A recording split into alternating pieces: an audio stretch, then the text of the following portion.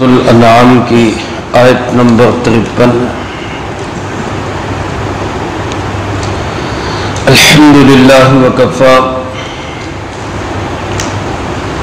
سلام علی عبادہ الذین اصطفى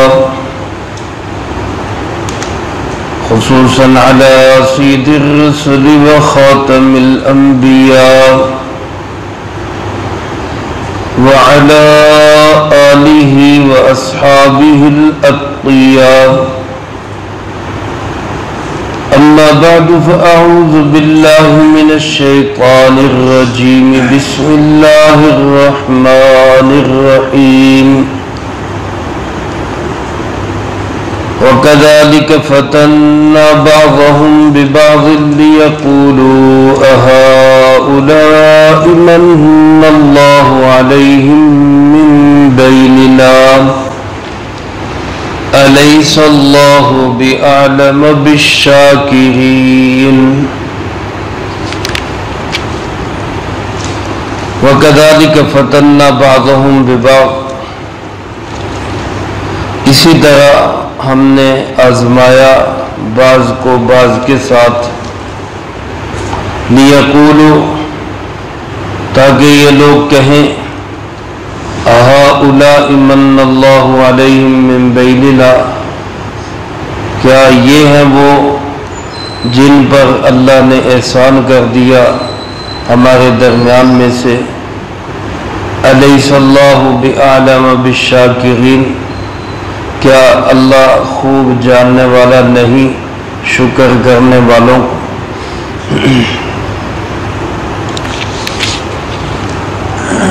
اس سے پہلی آیت مبارکہ میں اب حضرات سماعت فرما چکے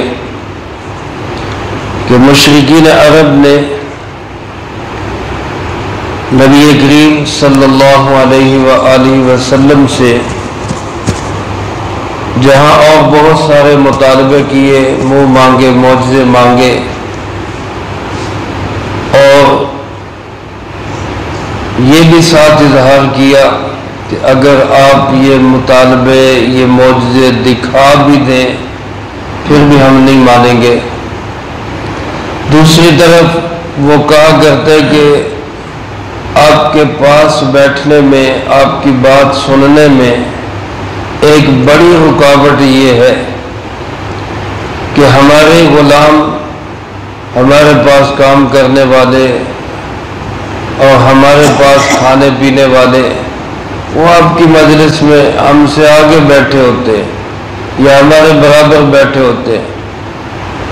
ہم بڑے بڑے سردار چودھری نواب وڈیرے تو گویا یہ کمزور طبقات کے لوگ بھی ہمارے ساتھ بیٹھے یہ ہم سے گوارا نہیں ہوتا آپ ان کو ہٹا دیں. اللہ پاک نے اپنے محبوب علیہ الصلوۃ والسلام کو اس سے منع کر دیا. آپ خود بھی ذاتی طور پر بھی آپ کمزور طبقات سے محبت رکھنے والے تھے, غریبوں سے, بیواؤں کی خدمت کرنے والے, یتیموں کا آسرا بننے والے. نبی کریم صلی اللہ علیہ وسلم کی اپنی طبیعت اور مزاج بھی ایسا ہی تھا. اللہ پاک نے بھی آپ کو یہی ہدایات دی تھی. اس کے بعد اس آیت مبارکہ میں اللہ پاک نے یہ بات واضح کی کہ یہ جو مال و دولت کی اونچ نیچ ہے اللہ پاک تو چاہتے تو سب کو ایک جیسا بنا سکتے تھے. ساری مخلوق کو ساری انسانیت کو ایک جیسا رزق عطا کرنا چاہتا تو اللہ پاک اس پہ قادر ہیں کر سکتے, لیکن یہ آزمائش ہے, امتحان یہی ہے. اسی طرح اللہ پاک لوگوں کو آزما رہے ہیں. کسی کو بہت زیادہ دے دیا, کسی کو نارمل حالت میں رکھا, کسی کو کمزور حالت میں رکھا, کسی کو بہت ہی کمزور کر دیا. یہ سارے حالات کس کی طرف سے آتے ہیں؟ اللہ کی. نحن قسمنا بینہم معیشتہم, ان کے درمیان ان کی روزی تقسیم کرنے والے اللہ رب العالمین فرماتے ہیں کہ ہم خود ہیں، ہم نے تقسیم کی۔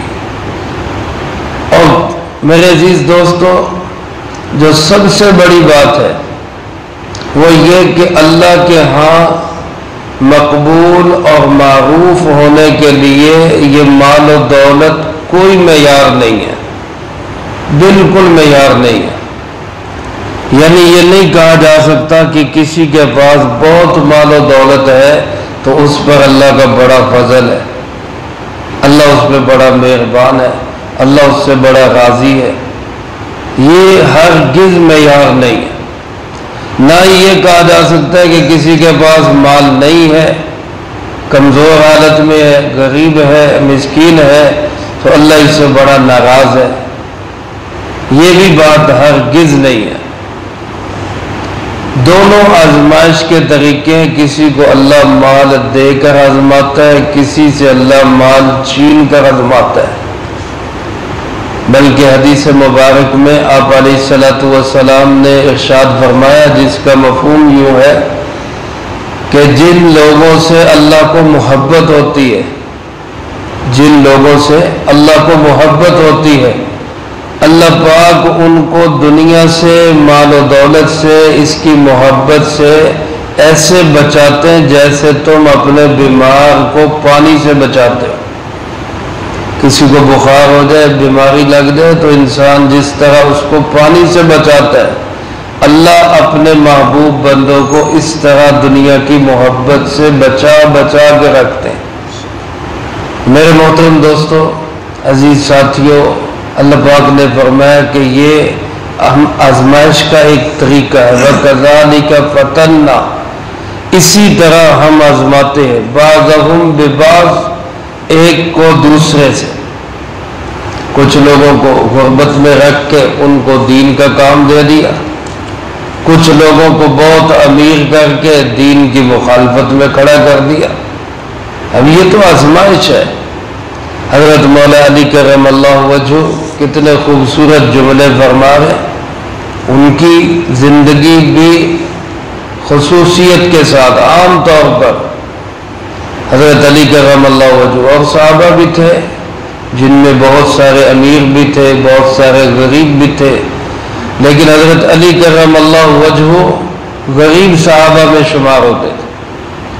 وہ کیا فرماتے، کتنا خوبصورت جملہ فرمایا، رضینا بالقسمت الجبار فینا، ہم اللہ کی اس تقسیم پہ راضی ہیں، ہم اللہ کی اس تقسیم پہ راضی ہیں۔ لنا علم وللجہال مال، اللہ نے ہمیں علم دے دیا اور جاہلوں کو مال دے دیا، ہم اپنے اللہ کی اس تقسیم پہ راضی ہیں۔ یعنی علم کی دولت اللہ نے ہمیں دے دی، اور دولت، مال، سونا، چاندی، یہ ڈھیر اللہ نے جاہلوں کو دے دیے، ہم اس تقسیم پہ راضی ہیں۔ گویا ہمیں یہ سبق دیا کہ اللہ جس حال میں رکھے اسی حال میں اللہ سے راضی رہنا چاہیے، خوش رہنا چاہیے۔ اللہ پاک فرماتے کہ یہ آزمائش ہے، فتنا بعضهم ببعض، ہم بعض کو بعض کے ساتھ آزماتے ہیں۔ کیوں؟ لیقولوا، تاکہ یہ لوگ کہیں اہؤلاء من اللہ علینا، یہ من اللہ علیہم من بیننا، کہ یہ وہ لوگ ہیں جن کو اللہ نے ہمارے درمیان سے چن کر ان پر احسان کر دیا۔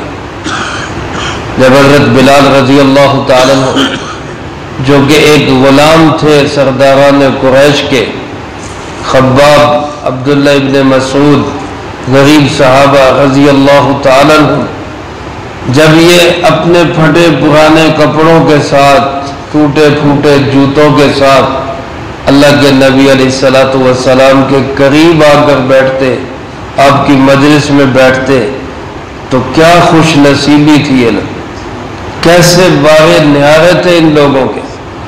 تو جب کہا جاتا کہ یہ ہے وہ جن پر اللہ نے احسان کیا، یہ ہے وہ جن کو اللہ نے عظمت عطا کی، شان عطا کی، بلندی عطا کی، تو بڑے بڑے مال والے ان کے اس مقام کو دیکھ کر دانتوں میں انگلیاں دباتے اور کہتے ان پہ اللہ نے احسان کر دیا، یہ جن پہ اللہ پاک نے احسان کر دیا۔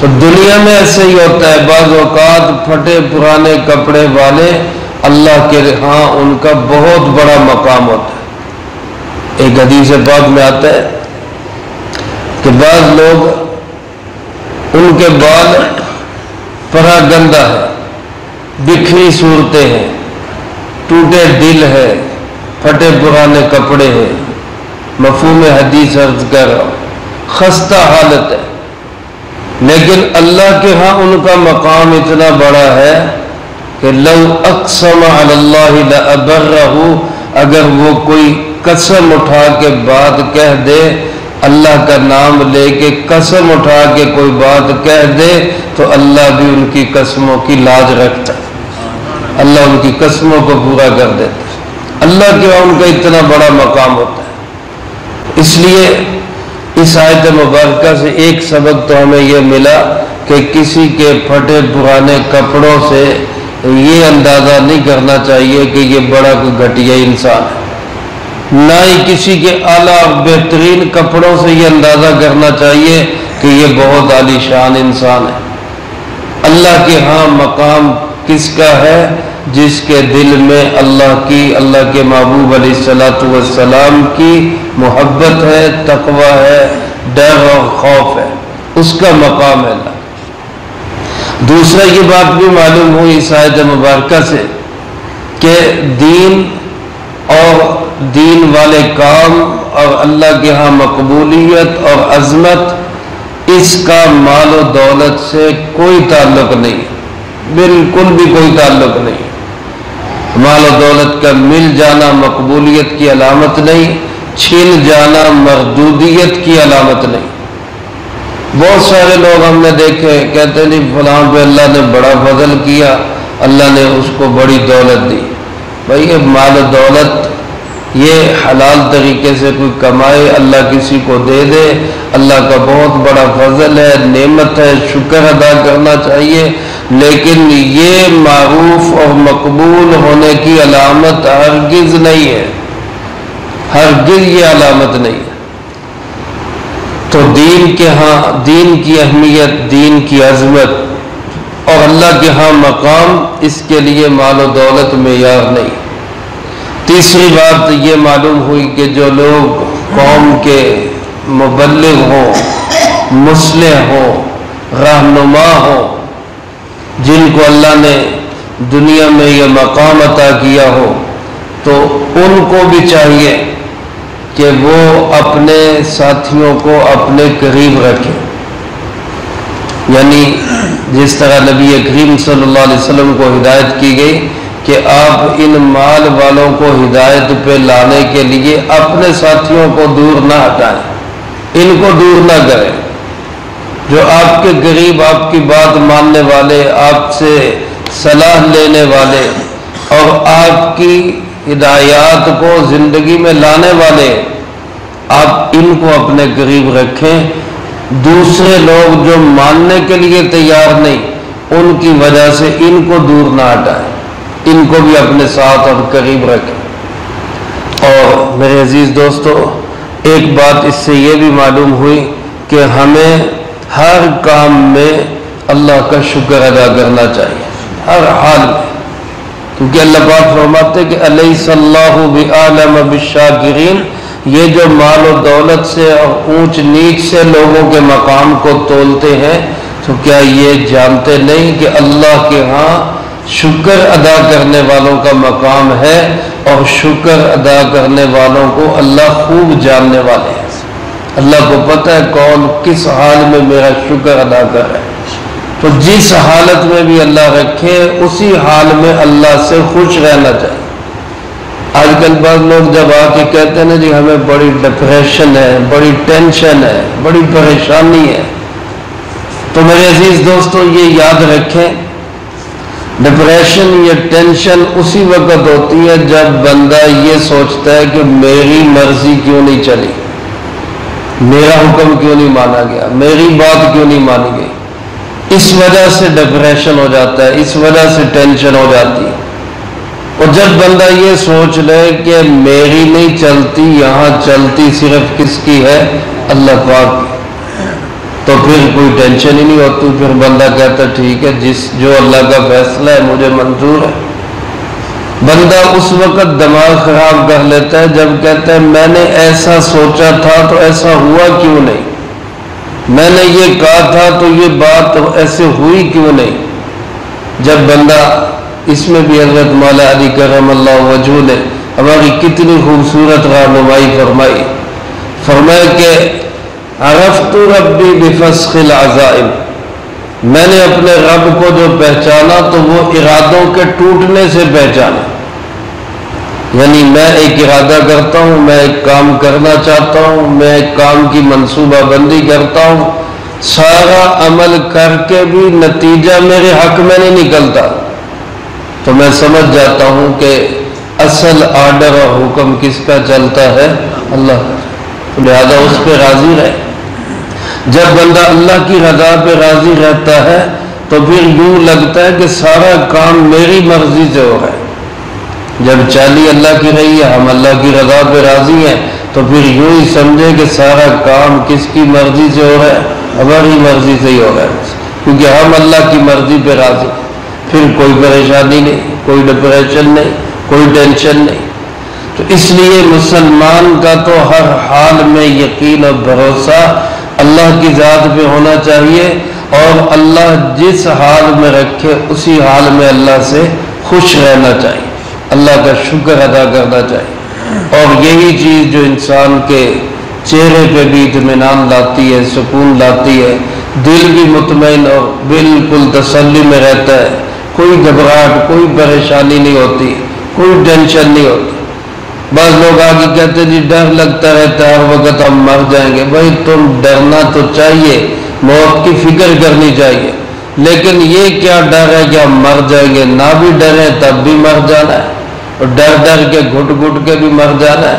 موت تو اپنے وقت پہ آنی، ایک لمحہ نہ پہلے ہو سکتا ہے نہ بعد میں ہو سکتا ہے. اس کے لیے تیاری کرو. خامخواہ اس کے ڈر کو سوار کرنے کی کیا ضرورت ہے؟ اور اس کے لیے اپنے آپ کو پریشان کر لیتے ہیں. بس اللہ کی رضا پہ ہر حال میں راضی رہنا چاہیے. تو یہ چار بڑے خوبصورت میسج اور پیغام اللہ پاک نے اس آیت مبارکہ میں ہمیں دیے ہیں. اللہ مجھے آپ کو ان کی صحیح سمجھ نصیب فرمائے اور ان کو زندگی میں لا کے دوسروں تک پہنچانے کی توفیق عطا فرمائے. اللہم لک الحمد کما ینبغی لجلال وجہک وعظیم سلطانک. اللہم لا احصی ثناء علیک انت کما اثنیت علی نفسک. اللہم لک الحمد کما انت اہل فصلی علی محمد کما انت اہل وافعل بنا ما انت اہل فإنک اہل التقوی واہل المغفرہ. اللہم وفقنا لما تحب وترضى من القول والعمل والفعل والهدي والنية انك على كل شيء قدير. اے مولا کریم، یا اللہ پاک اس پورے ہفتے میں جتنا درس قرآن کریم ہوا، طلبہ عزیز طالبات نے جو پڑھائی کی، ان احباب نے جو جو اعمال کیے، اللہ سب اعمال کو اپنی بارگاہ میں قبول فرما. اے اللہ ان مقبول اعمال کا جو ثواب ہمارے پیارے آقا جناب محمد کریم خاتم النبیین صلی اللہ علیہ وآلہ وسلم کو پہنچا. آپ علیہ السلام کو ہم سب کی طرف سے بہترین جزائے خیر نصیب فرما. آپ علیہ السلام کی بارگاہ اقدس میں ہم سب کا عقیدتوں بھرا محبتوں بھرا سلام پیش فرما. اے مولا کریم، آپ علیہ السلام کے توسل و تصدق سے تمام انبیاء، تمام صحابہ، تمام اہل بیت، ازواج مطہرات، بنات طاہرات، نبی پاک صلی اللہ علیہ وآلہ وسلم کی امت کے وہ تمام لوگ جو اس دنیا سے جا چکے، جو موجود ہیں، جو قیامت تک آئیں گے، اللہ سب کو اس کا اجر و ثواب نصیب فرما. بالخصوص حاضرین مجلس اور سامعین درس میں سے جس کے جو اعزاء و اقارب رشتہ دار، دوست، احباب، اساتذہ، مشائخ، والدین اس دنیا سے جا چکے، اللہ ان سب کو اس کا اجر و ثواب نصیب فرما۔ تمام مرحومین کی قبور کو جنت کا باغ بنا، سب کے درجات کو بلند فرما، سیئات کو حسنات سے تبدیل فرما، کروٹ کروٹ چین سکون اطمینان